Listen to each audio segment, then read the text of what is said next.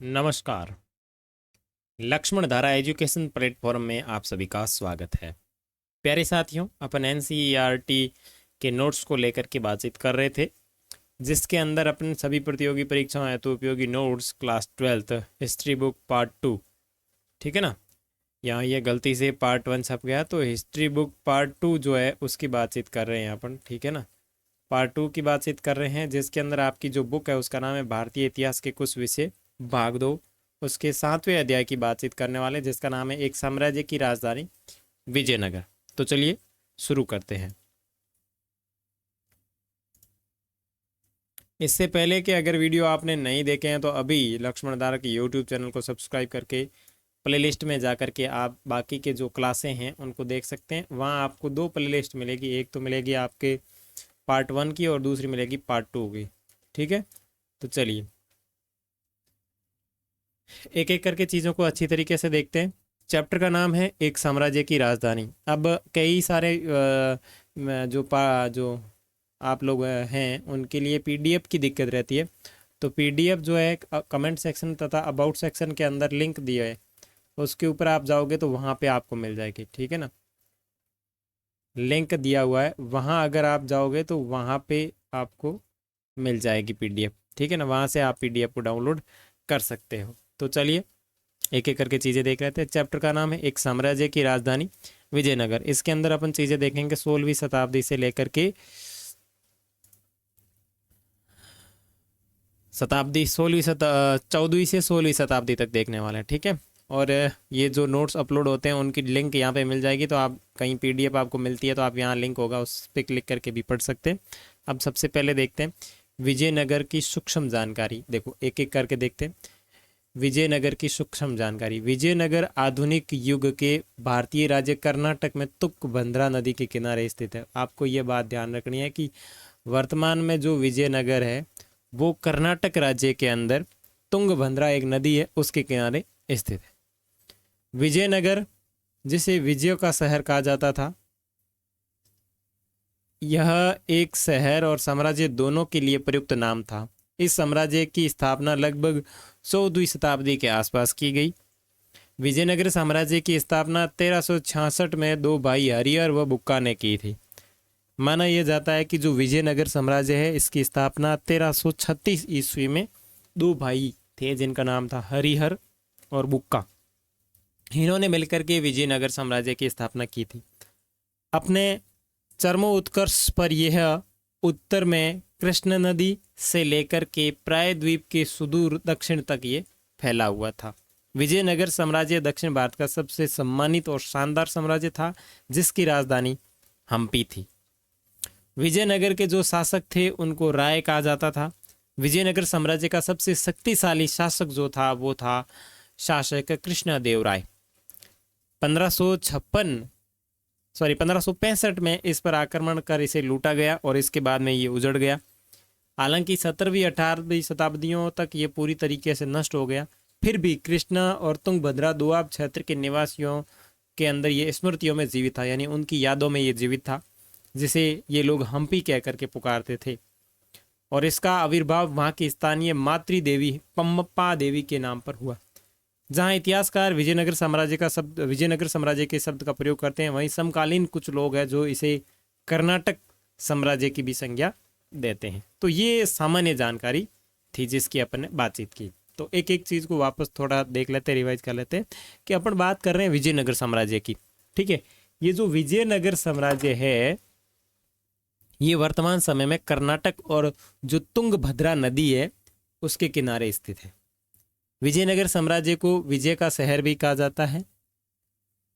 इसकी स्थापना 14वीं शताब्दी डेट की बात करें तो 1368 2 भाई हरि और बुक्का इन्होंने मिलकर के की थी।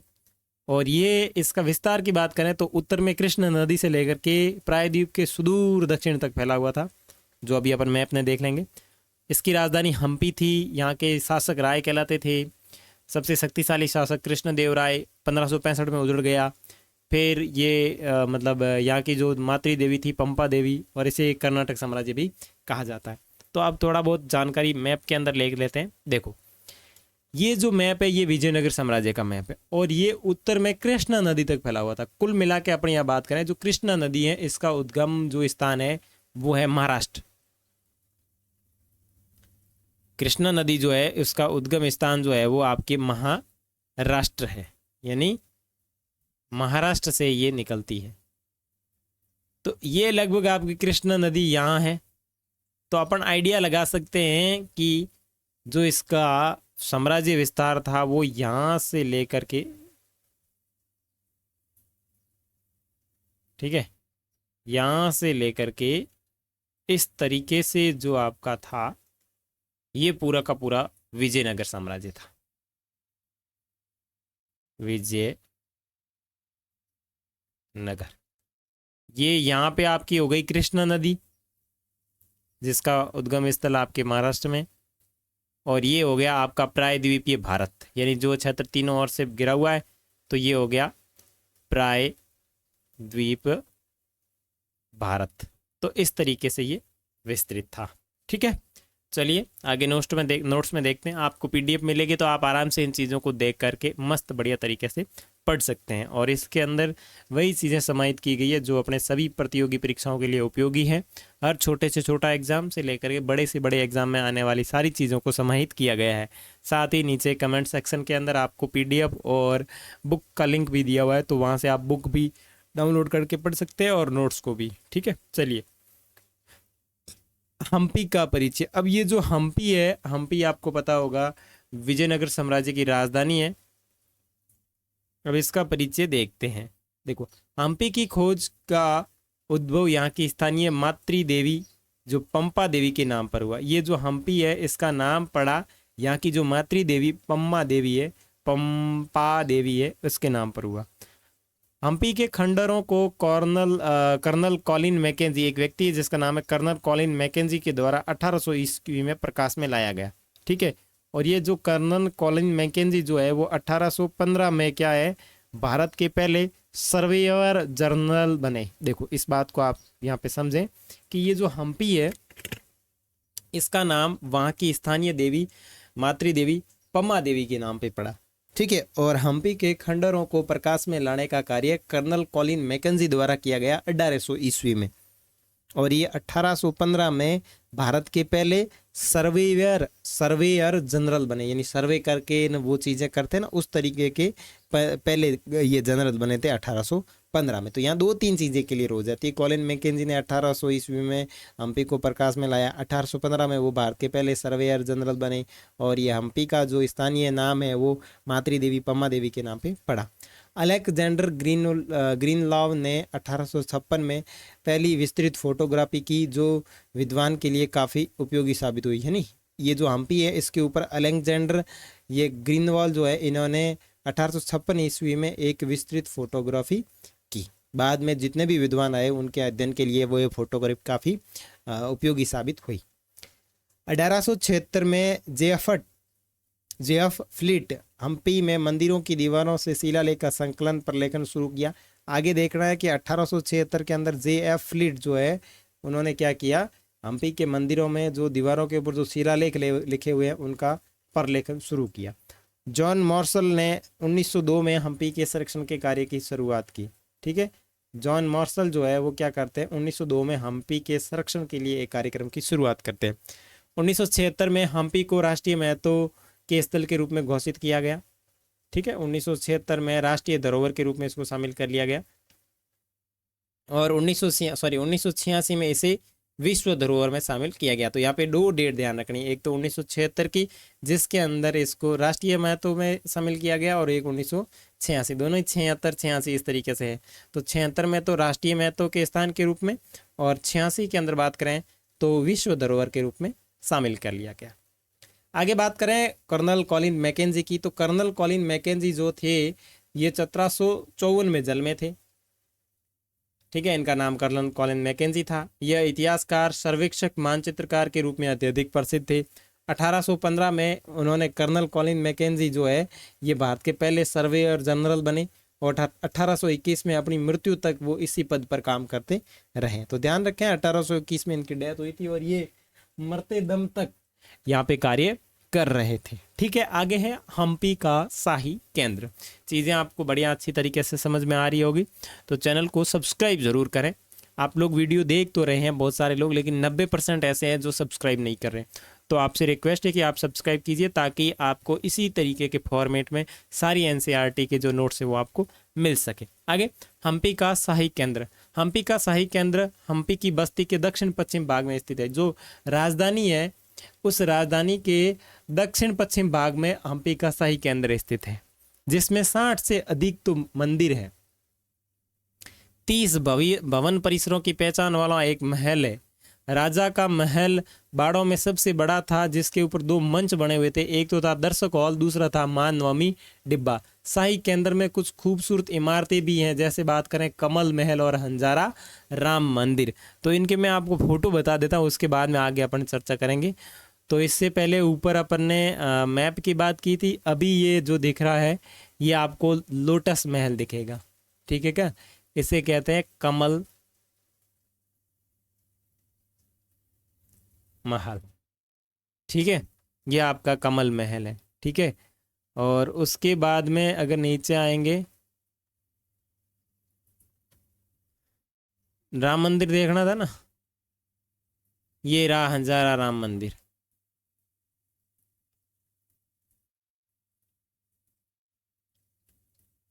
ठीक है, हंजारा राम मंदिर, ये इस तरीके के कुछ स्थल जो है वो वहाँ पे बने हुए थे। उसके बाद में अपन ने यहाँ क्या चीज़ देखी थी, यहाँ पे चीज़ देखी थी कि महानवमी डिब्बा और दर्शक हॉल। अब यहाँ सबसे बड़ी 2 इमारतें थी, वो थी एक तो था दर्शक हॉल, दूसरा था महानवमी डिब्बा। तो दोनों चीज़ें देख लेते हैं पहले। देखो ये इस तरीके से था, जो था दर्शक हॉल कितना बड़ा है, देखो यहाँ पे कितने लोग आराम से बैठ सकते थे। ये था दर्शक हॉल। ठीक है, और ये जो है ये है महानवमी डिब्बा। महानवमी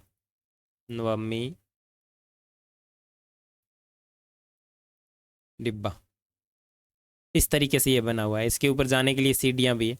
आगे एक और चित्र भी है, देखो ये इस तरीके से, ये इस तरीके से बनी है। और यहाँ पे सारे बिल्कुल अच्छे अच्छे चित्र बनाए हुए हैं, डिज़ाइन की हुई है यहाँ पे पूरी की पूरी। ठीक है, इस तरीके से यहाँ अपने को ये 2 बड़े स्रोत देखने को मिलते हैं। आइए इनके बारे में पढ़ते हैं कि ये क्या चीज़ें थी। चलो, हाँ, तो हम्पी के शाही केंद्रों के अंदर एक तो दर्शक हॉल और माँ नवमी डिब्बा काफ़ी प्रसिद्ध है। उसके बाद में कमल महल और अंजारा राम मंदिर भी काफ़ी प्रमुख स्थान थे। इसमें सबसे पहले अपन बात करें महानवमी डिब्बा। देखो, शहर में उच्चतम बिंदुओं में से स्थित एक महानवमी डिब्बा एक विशाल मंच था। इसे सभा मंडप भी कहा जाता है। तो ये फोटो यहाँ पे भी मैंने ऐड कर दिया है। तो ये सबसे विशाल था, इसे सभा मंडप भी कहा जाता था। और इसकी बात करें तो ये 11,000 वर्ग फुट से 40 फीट की ऊंचाई तक था। ये ऐसे बात करें तो 11,000 वर्ग फुट था, और ऊंचाई की बात करें तो ये लगभग 40 फीट ऊंचा था। ये इस तरीके से बात करें तो ये ऐसे 40 फीट, और ऐसे बात करें तो ये था 11,000 फीट। और यहाँ पे विभिन्न समारोह का आयोजन किया जाता था। अब ये जो महानवमी शब्द है, इसका मतलब क्या होता है? देखो, अलग अलग चीज़ है। एक है महानवमी डिब्बा। अब ये जो महानवमी शब्द है, इसको वहाँ दक्षिण भारत के अंदर त्योहारों से जोड़ा जाता था। जैसे अपन बात करें, महानवमी का शाब्दिक अर्थ होता है 9 दिन तक चलने वाला पर्व, अर्थात महान 9वां दिवस। यानी जो महानवमी शब्द है, इसका पर्टिकुलर अर्थ क्या निकलेगा, जैसे मैं इसको कह निकाल के बताता हूँ। ओके, ये जो महानवमी शब्द है, इसका मतलब होता है 9 डे तक चलने वाला पर्व, यानी त्योहार नहीं, मतलब ऐसा त्योहार जो 9 दिन तक चलता हो, उसे कहते हैं महानवमी। ठीक है, और इसे ऐसे भी कहा सकते हैं कि महान 9वां दिन, इसे इस तरीके से भी कह सकते हैं, महान 9वां दिन। ठीक है, इस तरीके से। तो इस संरचना से जुड़े अनुष्ठान, अब ये जो महानवमी डिब्बा है, यहाँ पे कुछ अनुष्ठान होते थे, यानी धार्मिक कार्य होते थे। तो वो धार्मिक कार्य कब होते थे? एक तो होता था सितंबर अक्टूबर, और इसी सितंबर अक्टूबर के समय आपको पता होगा हमारे यहाँ पे होता है सर्द मास। यानी जो महानवमी डिब्बा है, इस महानवमी डिब्बे पर धार्मिक अनुष्ठान होते थे। वे अनुष्ठान सितंबर और अक्टूबर के महीने में होते थे। वर्तमान में इसे 10 दिन के हिंदू त्योहारों में, जिसे अपन दशहरा कहते हैं, उत्तर भारत में दुर्गा पूजा तथा नवरात्रि या महानवमी के नाम से जाना जाता है। अब इस चीज़ों को आप समझें, इन जो त्यौहार है ये उनसे अपने संस्कृति में अपनाए गए हैं। ये जो महानवमी था, इसके ऊपर अनुष्ठानिक कार्य होते थे सितंबर और अक्टूबर सर्द महीने में, यानी सर्दी का मौसम होता था, जिसे अपन वर्तमान समय में 10 दिन का जो हिंदू त्यौहार दशहरा होता है उसे कहते हैं। अब इसके अलग अलग रूप है। तो देखो, हिंदू त्योहारों में जो दशहरा है वो होता है आपके उत्तर भारत में, ठीक है। दुर्गा पूजा बंगाल में, ये जो 9 दिन वाला त्यौहार होता है उसे दुर्गा पूजा कहते हैं बंगाल में। नवरात्रि या महानवमी का जो त्यौहार है ये आपके मनाया जाता है प्रायद्वीपीय भारत में। तो ये इसके अलग अलग नाम हैं। इस अवसर पर अनेक राजकीय कर्मकांड निष्पादित किए जाते थे। अब ये जो महानवमी डिब्बा बना हुआ है विजयनगर साम्राज्य में, यहाँ पे कुछ कार्य भी आयोजित किए जाते हैं। तो इसमें सबसे पहला कार्य देखो, इस अवसर पर अनेक राजकीय कर्मकांड निष्पादित किए जाते थे, यानी यहाँ पे बहुत सारे राजकीय कार्य संपूर्ण किए जाते थे, पूर्ण किए जाते थे। इस अवसर पर विजयनगर शासक अपने रुतबे, ताकत, प्रदर्शन तथा आदि राज्यों का प्रदर्शन करते थे। एक प्रकार से यूं कहें कि अपने 26 जनवरी को परेड किस तरीके से अपना कर्तव्य दिखाती है, उस तरीके से यहाँ सारा माहौल बना होता था।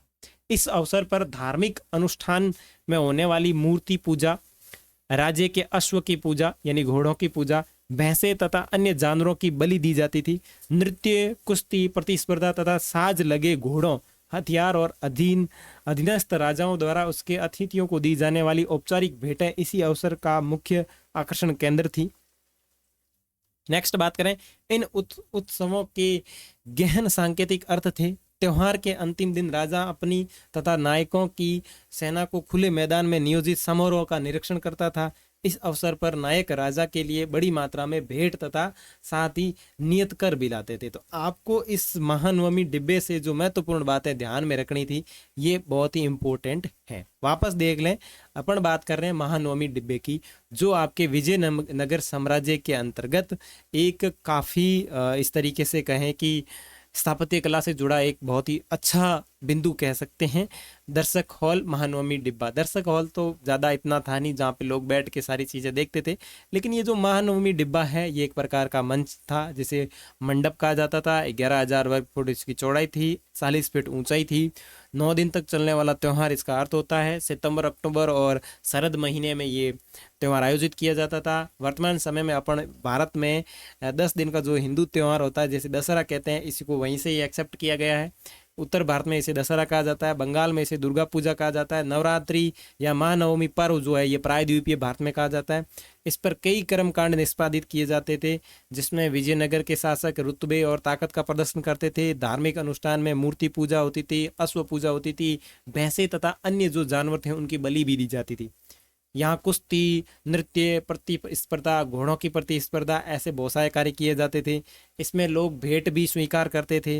और लास्ट में जो ये द एंड वाला प्रोग्राम होता था, उस टाइम राजा अपनी सेना का क्या करता था, नायकों की निरीक्षण इस पूरे खुले मैदान में करता था। सेना पूरी सामने आपका रोड शो करती थी, ठीक है। आगे बात करें हम्पी के मंदिर। इस क्षेत्र में हम मंदिर निर्माण का एक लंबा इतिहास रहा है। अपन बात करें तो दक्षिण भारत में मंदिर निर्माण की जो शुरुआती दौर है वो बहुत अच्छी रही है। तो और आपको पता है ये विजयनगर साम्राज्य भी दक्षिण भारत में स्थित है, तो इसलिए मंदिर का एक यहाँ लंबा इतिहास रहा है।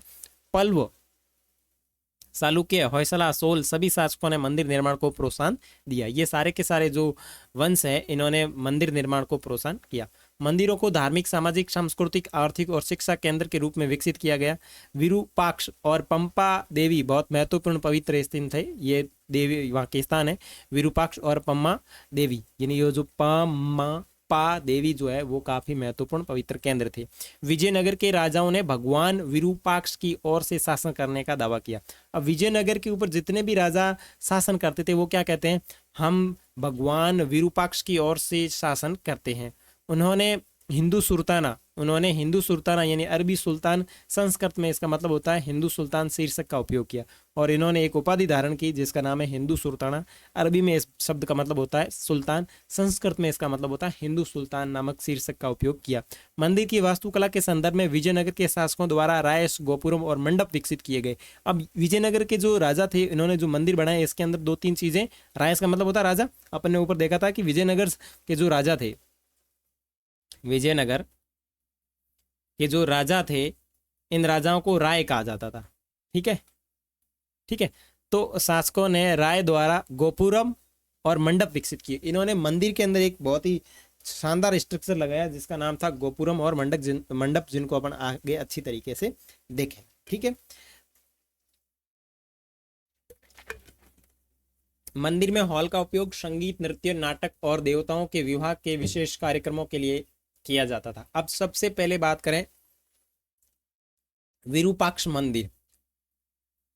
विरूपाक्ष मंदिर का निर्माण 9वीं शताब्दी में हुआ था। हम्पी बाजार के 10 किलोमीटर के केंद्र में यह मंदिर था। यह आज भी बिल्कुल वैसे ही है जैसे कृष्णदेवराय ने इनके काल में बना था। यहाँ के पत्थर ग्रेनाइट के थे। मंदिर की दीवार पर नृत्य करने, युद्ध शिकार करने जैसे बहुत ही अच्छे चित्र बने हुए हैं जो हमें अनेक कहानियां बताते हैं। उनमें शिव की आराधना की जाती थी। ये जो मंदिर है इसमें शिव की आराधना की जाती थी। कृष्णदेवराय ने विरूपाक्ष मंदिर में मुख्य मंदिर के सामने एक मंडप बनाया राज्यारोहण के उपलक्ष्य में। जब इसका राज्यारोहण हुआ था उसके उपलक्ष्य में इसने एक मंडप बनाया। जैसे ये मंदिर है, यहाँ इस तरीके से इसने एक मंडप बनाया। ठीक है, और उन्होंने पूर्वी गोपुरम, भारतीय मंदिरों में प्रवेश द्वार को कहते हैं, का निर्माण किया। पूर्वी गोपुरम का भी इन्होंने निर्माण किया। गोपुरम का मतलब होता है मंदिर का जो प्रवेश द्वार होता है। मान लो ये जो मंदिर है, ठीक है, और इस मंदिर का प्रवेश द्वार यहाँ पे बना, तो प्रवेश द्वार बिल्कुल अच्छे से डिजाइन करके बनाया गया, उसे बोलते हैं गोपुरम। यानी भारत के जो मंदिर है उस मंदिरों को कहा जाता है गोपुरम, यानी जो मंदिरों का जो प्रवेश द्वार होता है सजा हुआ उसे कहते हैं गोपुरम। ठीक है, और यहाँ पे आपको दिख रहा होगा चित्र में ये नदी बह रही है, तो ये आपकी जो नदी है वो है तुंगभद्रा। ठीक है, अब अपन इधर चित्र में देख लेते हैं, एक आध कोई चित्र मैंने डाला होगा।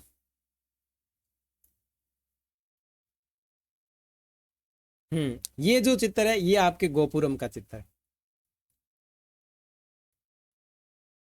ये आपके गोपुरम का चित्र है। यानी इस तरीके से मैं थोड़ा सा इसको कर लेता हूँ जूम आउट। ये देखो, ये देख रहा है आपके, ये जो इस तरीके का मंदिर होता है ये आपके गोपुरम कहलाता है। यानी बहुत ही सुंदर डिजाइन की हुई होती है इनके ऊपर, ताकि इससे मंदिर जो है वो बहुत अच्छा दिखे। ओके, चलिए नेक्स्ट नेक्स्ट बात करें विट्ठल मंदिर की। ओके, तो ये विरूपाक्ष मंदिर के बारे में आपकी सारी जानकारी पूरी हो गई। ठीक है, विरूपाक्ष मंदिर का निर्माण किसने करवाया था? तो कृष्णदेवराय ने करवाया था। और यह मुख्य मंदिर के सामने एक मंडप बनवाया गया कृष्णदेवराय ने अपने राज्यारोहण के उपलक्ष्य में। आगे बात करें विट्ठल मंदिर की, तो देखो यह एक सुदृढ़ दर्शनीय मंदिर था। यह दीवार के नीचे से ऊपर तक तांबे के पात्र से बने हुए थे। मंदिर की छत पर जानवरों की मूर्तियां बनी हुई थी और ये इस तरीके से देखो, ये इस तरीके से जानवरों की मूर्तियां बनी हुई थी। मंदिर के अंदर 2500 से 3000 जले हुए दीपक मिले हैं। यहाँ के पत्थरों पर स्त्री कोमल फूल जानवरों के चित्र की नक्काशी की गई है। यहाँ के आंगन में सूर्य देवता के ग्रेनाइट के रथ मिले हैं। ये देखो, आपको ये रथ दिख रहे होंगे, ग्रेनाइट के रथ मिले जिनके पहिए आज भी घूमते हैं, परंतु भारत सरकार ने इसे घुमाने पर बैन रखा है। तो ये इस तरीके से रथ भी जो है वो आपको विट्ठल मंदिर के अंदर देखने को मिलते हैं। ठीक है, तो इस बात को आप ध्यान रखें। और यहाँ विष्णु की पूजा की जाती थी। जो विट्ठल मंदिर है यहाँ पे विष्णु की पूजा की जाती थी। आगे बात करें हम्पी राष्ट्रीय महत्व के स्थल के रूप में, देखो 1976 में हम्पी को राष्ट्रीय महत्व के स्थल के रूप में मान्यता मिली। अपन ने ऊपर देखा था 1976 में, और 1986 में बात करें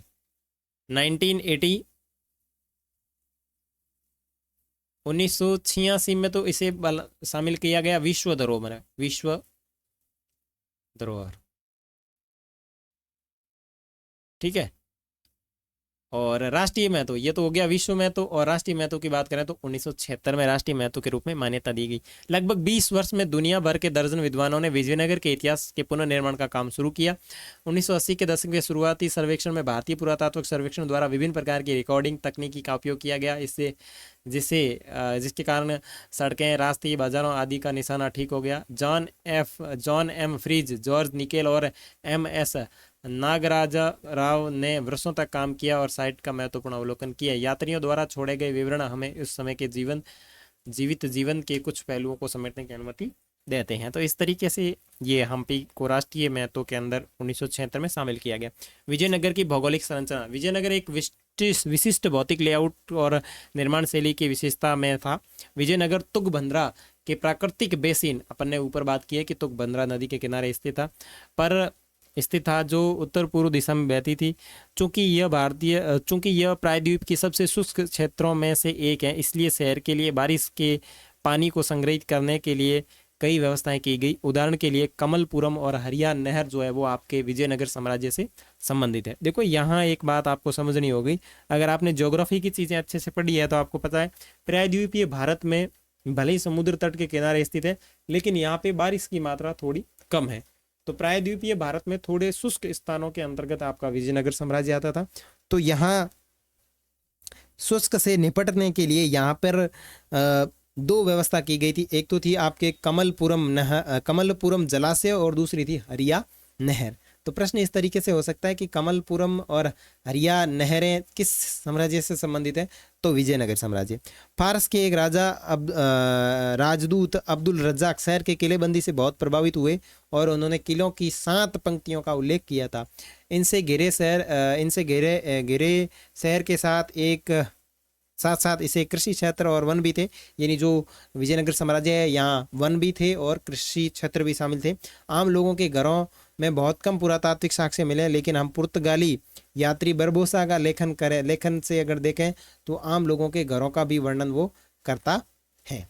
तो ध्यान रखना है, बहुत कम साक्ष्य तो अपने को मिलते हैं कि भाई घरों में कोई साक्ष्य मिला, ऐसा कुछ नहीं है। लेकिन पुर्तगाली यात्री एक जिनका नाम है बारबोसा, वो एक लेखन लिखता है, अपना यात्रा वृत्तांत लिखता है, उसमें अपने को विजयनगर साम्राज्य के जो स्थानीय लोग थे उनके घरों की जानकारी भी देखने को मिलती है।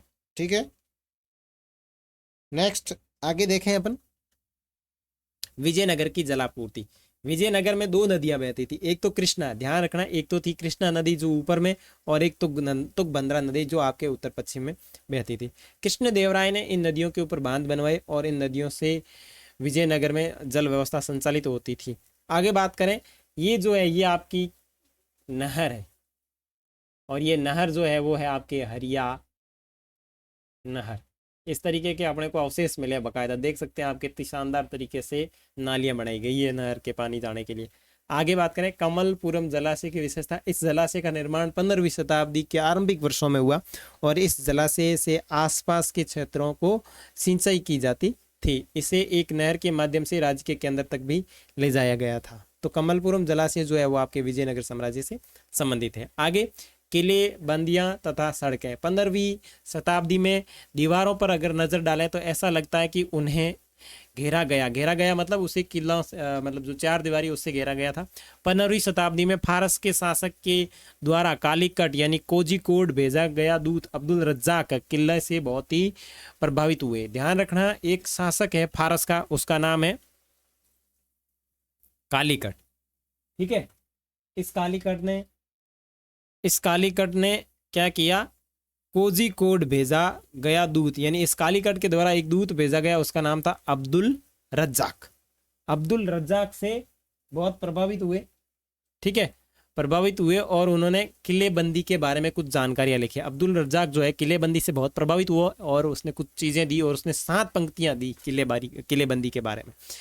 इससे न केवल शहर को बल्कि कृषि में प्रयुक्त आसपास के क्षेत्रों तथा जंगलों को भी घेर गया, यानी जंगलों के चारों ओर भी इसकी 4 दीवारी मतलब किलेबंदी की गई। सबसे बाहरी दीवार शहर के चारों ओर बनी पहाड़ियों के आपस में जोड़ती थी। जितनी भी पहाड़ियां बनी हुई थी उन सबको ये आपस में जोड़ने का काम करती थी।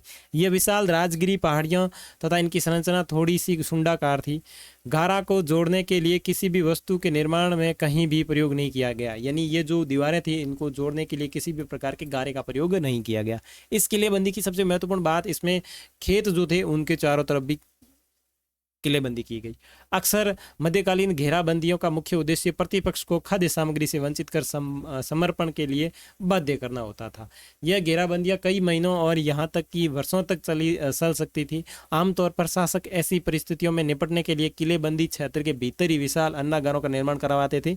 विजयनगर के शासकों ने पूरे कृषि भूभाग को बचाने के लिए अधिक महंगी तथा नीति को अपनाया था। देखो, कुल मिला के बात यह है कि विजयनगर साम्राज्य के जो शासक थे वो क्या किए हुए थे, चारों तरफ इन्होंने किलेबंदी कर रखी थी, यानी चारों तरफ बड़ी बड़ी दीवारें बना रखी थी। खेतों की तरफ भी दीवारें बना रखी थी, यानी युद्ध के समय कभी ऐसी परिस्थिति उत्पन्न हो जाए तो क्या हुआ कि कोई दूसरा आक्रमणकारी अंदर नहीं आ सके और उनकी जो खाद्य सामग्री है वो बाधित नहीं हुए।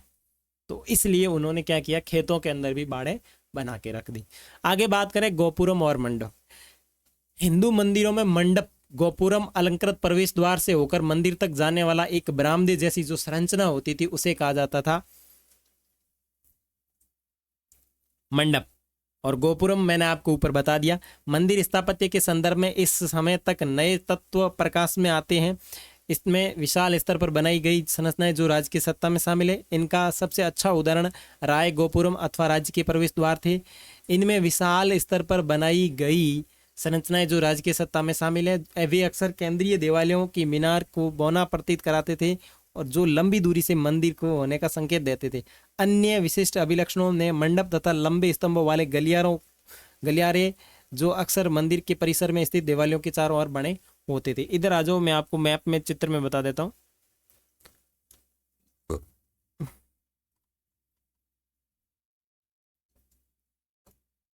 देखो, किसी मंदिर का अगर चित्र है, ओके, यहाँ पे ये रहा।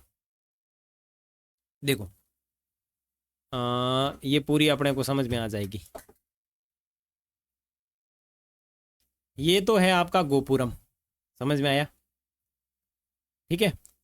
और गोपुरम से लेकर के मंदिर तक जाने का जो होता था ना इस प्रकार से रास्ता, वो होता था आपका मंडप।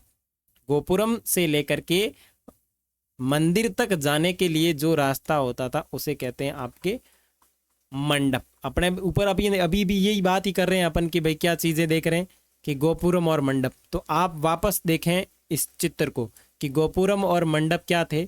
जैसे ये उल्टा दिया हुआ है, गोपुरम और मंडप की बात करें तो ये आपका प्रवेश द्वार है। मान लो मैंने यहाँ से एंट्री की, ठीक है, यहाँ से इस तरीके से मैं आगे बढ़ते हुए गया तो मैंने गोपुरम से एंट्री की और मैं कहाँ तक जा रहा हूँ, मंदिर के गर्भगृह तक जा रहा हूँ, यानी यहाँ तक जा रहा हूँ। तो इस बीच में ये जो अंतराल है ये आपका पूरा का पूरा मंडप कहलाता था, ठीक है। और ये इस तरीके से मंडप का शिखर, के बाद में मंदिर, मेन मुख्य मंदिर आता था।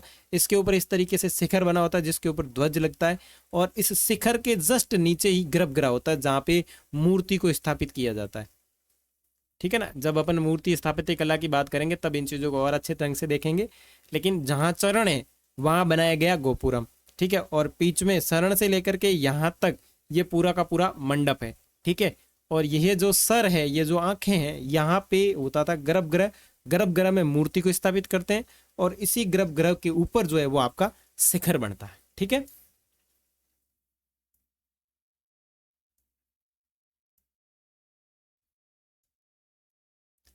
ओके, चलिए, तो ये पूरी संरचना आपने देख ली होगी। अब बात करें शिखर, मंदिर की सबसे ऊपरी या बहुत ऊंची सत जिसे अपन शिखर कहते हैं। आमतौर पर यह मंदिरों के आगंतुकों द्वारा उचित दूरी से देखने के लिए बनाई जाती थी। शिखर के नीचे हम मुख्य भगवान की देवी को या मूर्ति को पाते हैं। तो देखो, जैसे ये आपका पूरा शिखर है, जैसे एक और ये मंदिर है, ये शिखर है, ठीक है। यहाँ पे भगवान की मूर्ति होती है, यहाँ पे भगवान की मूर्ति होती है, ठीक है ना। ओके, तो ये दूर से लोगों को देखने के लिए इस तरीके से बनाया था कि दूर से जानकारी पता कर सके कि यहाँ पे मंदिर है, ठीक है। आगे बात करें गर्भगृह। यह मंदिर के एक केंद्रीय स्थान पर स्थित मुख्य कमरे का एक केंद्रीय बिंदु है और आमतौर पर प्रत्येक भक्त मुख्य कर्तव्य के प्रति सम्मान और भक्ति की भावनाओं का भुगतान करने के लिए इस कमरे के गेट के पास आता है। और इस गेट के पास जो होते हैं वो आपके होते हैं मुख्य देवता या देवी की प्रतिमा, ठीक है। सभागार, सभागारों, ये जो मंदिर थे, मंदिरों के सभागारों का प्रयोग विविध कार्यों के लिए होता था। इनमें कुछ ऐसे कार्य थे जैसे देवताओं की मूर्तियां, संगीत, नृत्य और नाटकों की विशेष कार्यक्रमों को देखने के लिए रखी जाती थी सभागारें। और अन्य सभी सभागारों का प्रयोग देवी देवताओं के विवाह के उत्सव पर आनंद मनाने और कुछ अन्य का प्रयोग देवी देवताओं को झूला झूलाने के लिए होता था। और इन अवसरों पर विशिष्ट मूर्तियों का प्रयोग होता था। वे घाटों, केंद्रीय देवालयों में स्थापित मूर्तियों से भिन्न होती थी। विजयनगर के राजवंश और शासक, विजयनगर के शासकों को राय कहा जाता था, जिसके बारे में अपन पहले देख चुके। विजयनगर के सेना प्रमुख जो थे वो आपके नायक कहलाते थे। तो राय जो है वो तो होते थे राजा, और जो सेना प्रमुख होते थे वो होते थे नायक। ठीक है। विजयनगर के ऊपर 4 वंशों ने शासन किया। एक संगम वंश, सलू वंश, तुलु वंश और अरिविंदु वंश। और इनमें सबसे ज्यादा फेमस जो राजा है वो आपके है राजा कृष्ण देव राय। ठीक है, जिनका जन्म 14 जनवरी 1471 में होता है। ये हम्पी से संबंधित थे। इनका वंश जो था वो तुलु वंश था। और मृत्यु की बात करें तो 17 अक्टूबर 1529। ठीक है। संगम राजवंश ने साम्राज्य की स्थापना की। यहाँ पे ये बात आपको ध्यान रखना है। संगम राजवंश जो था इसने इस विजयनगर साम्राज्य की स्थापना की। सुलु ने इसका विस्तार किया। जो सुलु राजवंश है इसने इसका विस्तार किया। सुलु ने इसे अपने गौरव के शिखर पर ले गया, लेकिन अरिविंदु के तहत इसे अस्वीकार किया गया। कमजोर केंद्र सरकार, कृष्ण देव राय के कमजोर उत्तराधिकारी और बहामनी साम्राज्य के खिलाफ विभिन्न राजवंशों, कमजोर साम्राज्यों आदि के विभिन्न कारणों ने साम्राज्य के पतन में योगदान दिया। कहने का मतलब है कि यहाँ 3 जो राजवंश थे यहाँ पे स्थिति बहुत ही गुड थी, लेकिन जो अरिविंदु जो था इसने क्या किया, इस पूरे विस्तार को अस्वीकार कर दिया। ठीक है। राजनीति में सत्ता के दावेदारों में शासकीय वंश के सदस्य तथा सैनिक कमांडर शामिल थे। पहले राजवंश जो संगम वंश कहलाता था, जिसने 1485 तक नियंत्रण रखा। उसके बाद में सुलुओं ने इन संगम को उखाड़ फेंका और सैनिक कमांडर थे ये खुद सुलु, और ये 1503 तक अपनी सत्ता कायम रखते हैं। उसके बाद में आपके तुलु आते हैं, और तुलु में सबसे मतलब योद्धा शक्तिशाली राजा कृष्ण देव राय थे। ठीक है। आगे बात करें कृष्ण देव राय की। ऊपर आपने चित्र देख लिया। कृष्ण देव राय के शासन के दौरान विजयनगर अद्वितीय शांति और स्मृति की शर्तों के तहत विकसित हुआ। कृष्ण देव राय ने अपनी मां के नाम पर नगलपुरम नामक एक नगर की स्थापना की। कुछ बेहतरीन मंदिरों और गोपुरम और उप शहरी बस्ती की भी इसने स्थापना की। 1529 में उनकी मृत्यु के बाद उनके उत्तराधिकारी विद्रोही नायकों और अन्य सैन्य प्रमुखों से परेशान थे। यानी जो इनके उत्तराधिकारी थे नायक, और जो अन्य सैन्य प्रमुख थे उनसे परेशान थे। और नायक कौन होते हैं? नायक आपके जो सैनिक अधिकारी जो होते हैं उनको कहते हैं नायक। 1542 तक केंद्र पर नियंत्रण एक सत्तारूढ़ वंश में स्थानांतरित हो गया, जो कि अरिविंदु था, जो 17वीं शताब्दी के अंत तक सत्ता में रहा। कृष्ण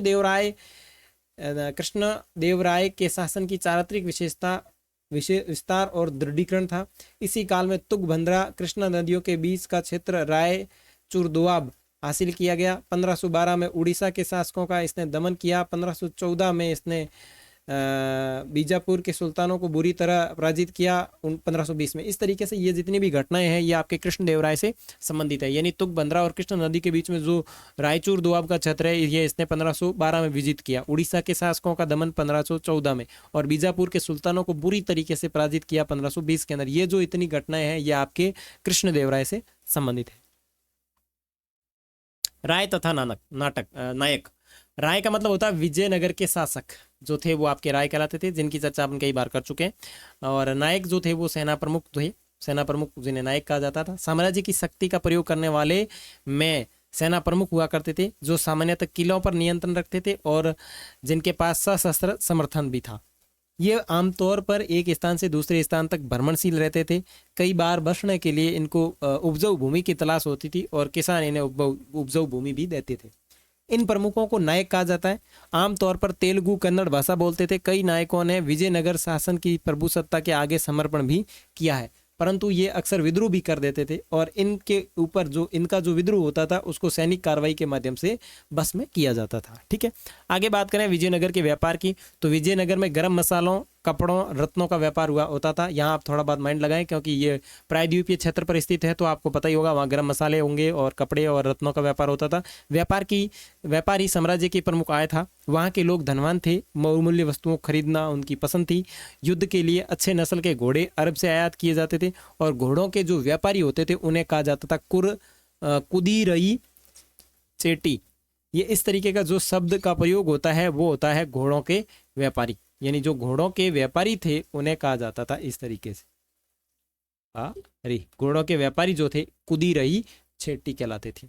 यहाँ के व्यापारी स्थिति को देखकर पुर्तगाली यहाँ आकर बसने लगे और व्यापार में अपनी भूमिका निभाने लगे। आपको पता है प्रायद्वीपीय भारत के ये कर्नाटक, ये इस तरीके के जो क्षेत्र है, गोवार, इनके आसपास कई शुरुआती दौर में यूरोपीय, बंगाली, जो ये पुर्तगाली जो थे ये सारे के सारे यहाँ आकर के बसने लगे थे।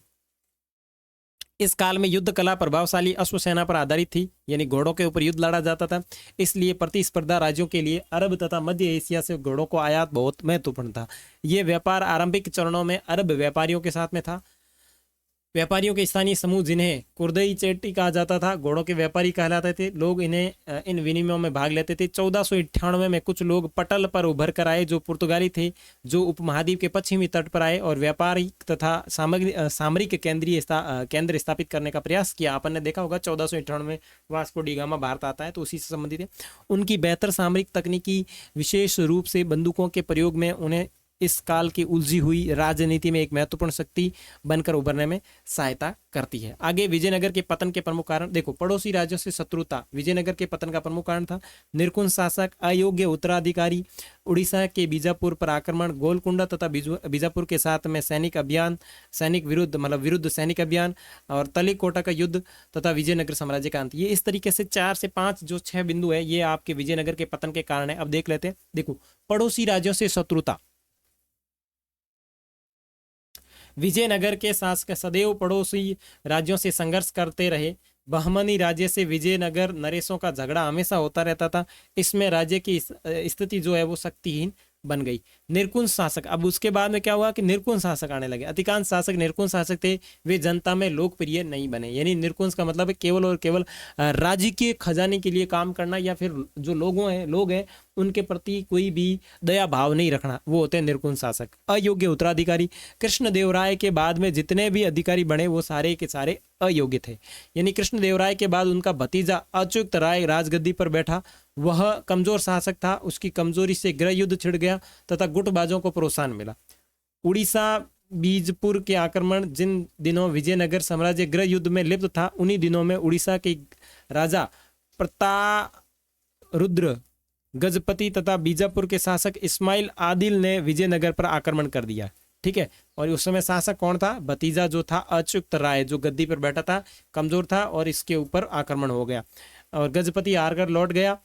पर आदिल ने रायचूर मगदलों के किलों पर आक्रमण का अधिकार कर लिया और गोलकुंडा तथा बीजापुर के विरुद्ध सैनिक अभियान। इस अभियान से दक्षिण की मुस्लिम रियासतों ने एक संघ बना लिया और इनमें विजयनगर की सैनिक शक्ति जो थी वो कमजोर पड़ गई।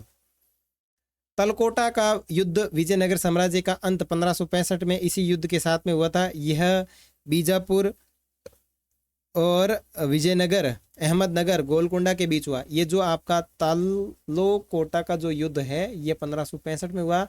विजयनगर, बीजापुर, अहमदनगर और गोलकुंडा के बीच हुआ। विजयनगर का नेतृत्व प्रधानमंत्री राम राय कर रहे थे। इस युद्ध में विजयनगर को हार मिली। सेना ने विजयनगर शहर को काफ़ी लूटा, यानी जो आप सामने जो सेना थी उसने विजयनगर शहर को काफ़ी लूटा और इससे विजयनगर साम्राज्य उजड़ गया। और इस युद्ध को राक्षसी तंगड़ी का युद्ध भी कहा जाता है। इसे बहनी हट्टी का युद्ध भी कहा जाता है। ठीक है, जो 1565 में हुआ था। तलीकोटा के युद्ध में विजयनगर के हार के प्रमुख क्या कारण परिणाम थे? तो विजयनगर का बढ़ता हस्तक्षेप। विजयनगर अत्यधिक शक्तिशाली होने के कारण मुस्लिम राज्यों में हस्तक्षेप कर रहा था जो उन्हें बिल्कुल पसंद नहीं था। अहमदनगर के साथ दुर्व्यवहार। युद्ध में विजयनगर ने अहमदनगर की महिलाओं के साथ में काफ़ी दुर्व्यवहार किया था। राम राय की नीति। राम राय मुस्लिम सुल्तानों को अलग करके, ये राम राय कौन था? प्रधानमंत्री था इनका विजयनगर का। तो सुल्तानों को अलग करके करने की कोशिश कर रहे थे ताकि कोई ताकत दक्षिण में इनका मुकाबला ना कर सके, परंतु मुस्लिम राज्य संगठित होकर के वापस विजयनगर के खिलाफ ही खड़े हो जाते हैं और विजयनगर को हरा देते हैं। अब अपन बात कर लेते हैं इससे संबंधित अन्य तथ्य कौन से। देखो यवन शब्द है जिसका मतलब होता है, जिसका प्रयोग यूनानी तथा उत्तर पश्चिम से उपमहाद्वीप में आने वाले अन्य लोगों के लिए किया जाता था। इसका मतलब क्या है कि यूनानियों के लिए और उत्तर पश्चिम से जो उपमहाद्वीप से आने वाले जो लोग थे वो आपके यवन कहलाते थे। गजपति का मतलब होता है हाथियों का स्वामी, ठीक है। अश्वपति का मतलब होता है घोड़ों का स्वामी, और नरपति का मतलब होता है नर आदि नर या पुरुषों का जो स्वामी होता है उसे कहते हैं नरपति, ठीक है। अमर नायक प्रणाली चलती थी। एक अमर शब्द का उद्भव मान्यता के अनुसार संस्कृत के समर शब्द से हुआ है, जिसका अर्थ होता है लड़ाई या युद्ध। ये फारसी भाषा के शब्द अमीरी से मिलता जुलता है और इसका अर्थ होता है ऊंचे कुल या ऊंचे पद का कुलीन व्यक्ति। अमर नायक प्रणाली विजयनगर साम्राज्य की एक प्रमुख राजनीतिक खोज थी। ऐसा प्रतीत होता है कि इस प्रणाली के कई तत्व दिल्ली सल्तनत में एकता प्रणाली से लिए गए थे। अमरनायक सैनिक कमांडर होते थे। ये जो अमरनायक जो थे वो एक प्रकार से सैनिक कमांडर होते थे, जिन्हें राय द्वारा, राय का मतलब है राजा द्वारा प्रशासन के लिए राज्य के क्षेत्र दिए जाते थे, और वे किसानों, शिल्पकर्मियों तथा व्यापारियों से भू राजस्व भी वसूलते थे, कर वसूलते थे। तो ये बात ध्यान रखनी है। वे राजस्व का कुछ भाग व्यक्तिगत उपयोग तथा घोड़ों हाथियों के निर्धारित दल के रख रखाव के लिए अपने पास में रखते थे। ये दल विजयनगर शासकों को एक प्रभावी सैनिक शक्ति प्राप्त करने में सहायक होते थे, जिसकी मदद से उन्होंने पूरे दक्षिण प्रायद्वीपीय जो क्षेत्र था उसको अपने नियंत्रण में ले रखा था। राजस्व का कुछ भाग मंदिरों तथा सिंचाई के साधन के रख रखाव के लिए खर्च किया जाता था। अमर नायक राजा को वर्ष में एक बार भेंट दिया करते थे। अपनी स्वामी भक्ति प्रकट करने के लिए राज्य के दरबारों में उपहारों के साथ स्वयं उपस्थित हुआ करते थे। राजा कभी कभी उन्हें एक स्थान से दूसरे स्थान पर स्थानांतरित कर उन पर अपना नियंत्रण दर्शाता था, पर 17वीं शताब्दी में इनमें से कई नायकों ने अपने स्वतंत्र राज्य स्थापित कर लिए। इस कारण केंद्रीय राज्य के ढांचे में विघटन तेजी से हो गया। अब अमर नायक प्रणाली जो थी विजयनगर साम्राज्य की सबसे अच्छी प्रणाली थी। इसमें अमर नायक एक प्रकार से सैनिक कमांडर हुआ करते थे, ठीक है, जिन्हें पूरी की पूरी व्यवस्था संभालने का जिम्मा दिया होता था। वो राय के द्वारा दिया गया क्षेत्र होता था, वहां पे जाते थे, किसानों से, शिल्पकर्मियों से और व्यापारियों से भू राजस्व वसूलते थे, कुछ हिस्सा अपने पास में रख लेते और कुछ राजा को दे देते थे। तो इस तरीके की प्रणाली थी। विजयनगर की जानकारी देने वाले कुछ अन्य विदेशी स्रोतों की बात करें तो सबसे उल्लेखनीय वृत्तांत जो है वो है निकोलो दे कांती नामक इतालवी व्यापारी का।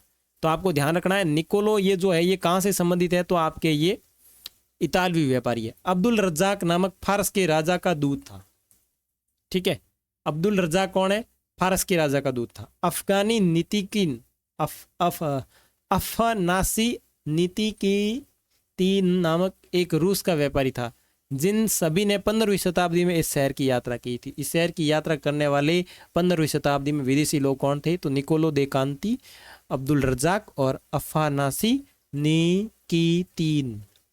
दुआर्ते बरबोसा, उसके बाद में आपको याद रखना दुआर्ते बरबोसा, डोमिंगो पेस तथा पुर्तगाल का फर्नावो नुजीज, जो सभी 16वीं शताब्दी में आए थे।